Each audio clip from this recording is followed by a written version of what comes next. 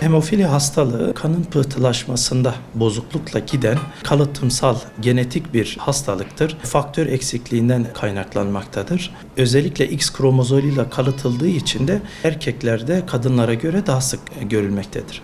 Uzun süren kanamalar, örnek veriyorum bir çizik olduğunda diş çekimi sırasında kanamaların abartılı bir şekilde uzaması bir belirti.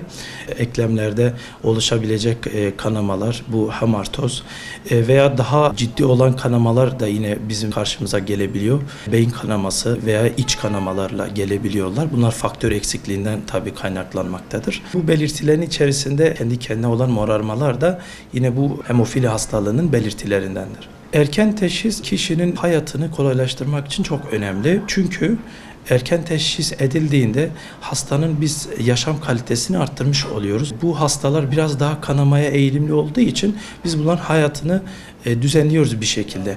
Uygun spor önerilerinde bulunabiliyoruz. Hangi hareketlere dikkat etmesi gerektiğini söylüyoruz. Kendisine bir tanı kartı veriyoruz. Ameliyat olacağı vakit ameliyatlar öncesi yapılması gerekenleri kendilerine söylüyoruz. Hastanın özellikle ciddi kanamalardan hayatının riske girmemesi için veya eklem kanamaları gibi problemlerle karşılaşmaması ve bunun kalıcı sakatlıklara sebep olmaması için bu noktada erken teşhis önemlidir. Sıklığı 5.000 erkekte bir kişide görülüyor. Kadınlarda da biraz 35.000 kişide bir sıklıkta görülen bir hastalıktır. Hemofilinin düzeyi önemlidir. Faktör eksikliğinin düzeyi önemlidir. Eğer ciddi düzeydeyse bu faktör eksikliği ciddi kanamalar görebiliyoruz. Beyin kanaması gibi, iç kanamalar gibi.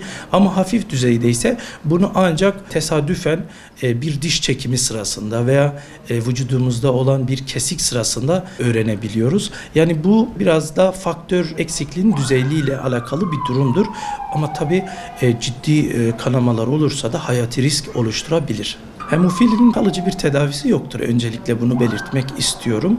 Ancak etkili tedaviler vardır. Tedavinin temelini faktör tedavisi oluşturuyor. Yani eksik olan faktörü biz yerine koyuyoruz. Damardan veriyoruz biz hastalarımıza. Antikor tedavileri yani faktör dışı tedaviler bunlar da tedavinin ikinci kısmını oluşturuyor. Üçüncü kısmını gen tedavisi oluşturuyor. Bu hala gelişmekte olan bir tedavi yöntemi ve bu hastalığa da kesin çözüm olabilmesi açısından bizde bir umut oluşturuyor ama daha sık olarak kullanılmamaktadır. Sayın hastalar, sevgili hasta yakınları şunu size söyleyebilirim. Hemofili hastalığı evet kalıcı bir tedavisi olmamakla birlikte çok etkili tedavi yöntemleri vardır. Size önerim tanı aldıktan itibaren veya sizin bu tür şikayetleriniz varsa, durmayan kanamalarınız oluyorsa, diş eti kanaması oluyorsa, bir kesik olduğunda kanamanız çabuk durmuyorsa, burun kanaması geçiriyorsanız sık sık bu tür durumda mutlaka bir dahiliye uzmanı ve bir hematoloji uzmanına görünüp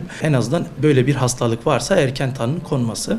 Bununla birlikte eğer tanı aldıysanız mutlaka doktorunuzun kontrolünde ve takibinde bulunun. İşkence var değişik.